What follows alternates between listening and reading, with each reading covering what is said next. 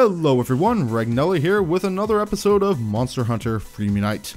And this is like take 3, so at this point I think I'm sobering up. But anyways, we are continuing on with Monster Hunter Showcase, this time with Nargacuga. Yeah, we're going to be doing a pseudo wyvern today, and for this go around I am using a Cruciale d'Or armor set, and there's no real reason why I'm using this. It's just, you know, for the fun of it, because I don't care.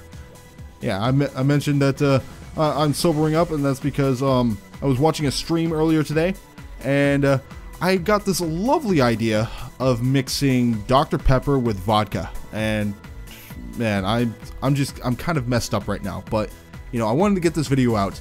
So we are doing Nargacuga. This quest is quite a bit later on in the village quests, and that's only because everything else that you're doing up to this point has been repeats. So it's the same Yin Kaku, it's the same Gypsaros, it's the same, I don't know, Tigrex, only high rank. So there's not really a whole lot of difference between these monsters.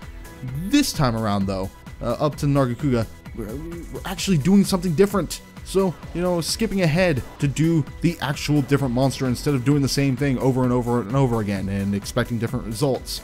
You know, insanity.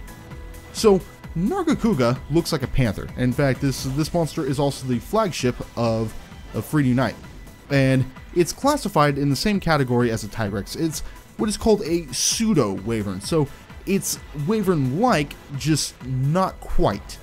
And the Nargacuga in particular has, I believe, it started this trend where most pseudo wyverns nowadays, they're more reminiscent of felines. So think like Barioth being something like a saber-tooth tiger, that kind of thing. But the thing you want to be aware is that these monsters are fast, and since this is Freedom Unite, they have broken hitboxes. So this might not bode well for a beginner, especially since the Nargacuga is it's really fast. And as you can see right there, the tail, just like the very tip of it, was able to send me flying. And this is I believe this Cruciale d'Or armor is still G rank and is still doing a decent chunk of damage. So imagine at this point that you're doing if you have high rank armor, so this will do a ton of damage to you. So this is not a monster you want to play around with. And as a matter of fact, with pseudo wyverns in particular, it's kind of a bad idea to throw flash bombs at them and then attack. It's just not something you want to do, because they tend to be erratic. They like to move around a lot, which can be a hassle if you're just, you know, trying to land a good hit.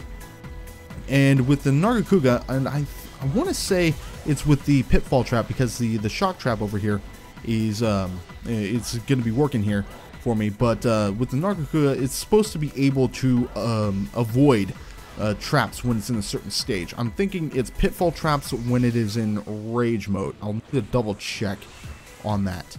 But the other thing to bear in mind is that tail. You do not want to mess around with that tail. That tail is it has this propensity to stretch, and when it's in rage mode, that tail will mess you up. It has this tail slam attack that does a ton of damage, and if you're using high rank armor against this monster, very likely going to KO you. It's just, unless you have like super defenses at this point, even at your stage in the game, you have to kind of overachieve in order to survive a tail slam from a Nargacuga in rage mode very well.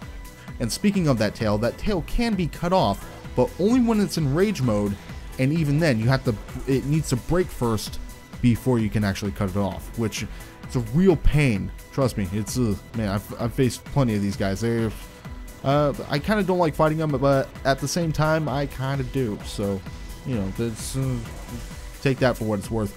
Also, those two blade-like wings can be cut and broken, and upon doing that, what you'll do is you'll knock the Nargacuga over for a short period of time. But unlike, say, the Barioth, the Nargacuga doesn't lose its footing when you break a wing. So this guy will be all fast all the time, and it's just a pain. He's a very nimble monster. Oh, and there's that tail slam, so that's the thing that you want to be on the lookout for. Now, as for the behavior of this monster, you'll notice that before it starts doing kind of this pouncing attack, it will often pause for a moment. So right there. So if it pauses for a moment, it'll do either 2 or 3 swipes forward. If it does 3 guaranteed, it will taunt at the very end of it. But if the pose that it does before launching that attack is just really quick, then it'll just do 1 swipe.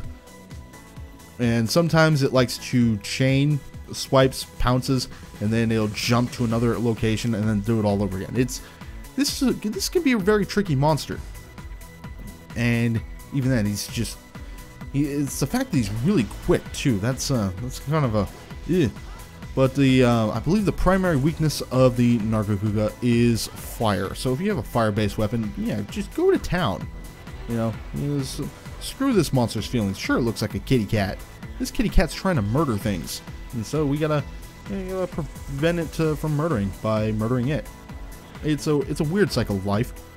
And speaking of fighting this monster, you might be noticing that I'm doing quite a few sick dodges when the hitboxes, like right there, aren't screwing with me. So I'm not sure if I ever touch base on dodging in the Monster Hunter series, but a lot of times if the part of the monster that's going to hit you is already kind of close to you, you don't want to roll away from it. You want to actually roll into it, because then you have invincibility frames. And in my case, I believe it's amplified by my armor's skill, which I believe it's evasion 2. So that extends the invincibility frames that I have in order to avoid just getting stomped around by his attacks and lingering hitboxes. But if an attack is a little bit farther away, and let's say like the tip of the tail from earlier was going to clock me, then I kind of want to roll away from the tail just to try to get out of that hitbox range, which, you know, it's not kind of guaranteed because hitboxes in this game are so broken. So yeah, keep that in mind whenever if you're a newbie fighting monsters, especially if a monster can hit hard. If an attack is guaranteed going to hit you, try to roll into it, because then you have a higher chance of dodging it. And with the Nargacuga in particular, especially the tail has a sound cue right, I think it's either before the sound cue happens or right as it happens. And so I use that sound cue in order to tell me when to push the roll button. And so yeah, there we go. There's Nargacuga. He's a wily beast, frankly. And excuse me for a moment while I take a nice big chunk of my vodka mixed drink that's just a horrific mess right now. Oh, that's good. Ugh. That's good and horrible at the same time. But anyways, that's going to do it for me in this video. Thank you guys so much for watching. If you're interested in any of my other content, be sure to hit on one of those annotations that will be featured at the end of this video. I also just uploaded a new review earlier this week, so go ahead and check that out too. It's help the reviews out. They're kind of, I put a lot of work into them, and they don't really do as well as, say, the countdowns. But if you want to support in other ways, subscribing is also a big help. But until next time, take care, people.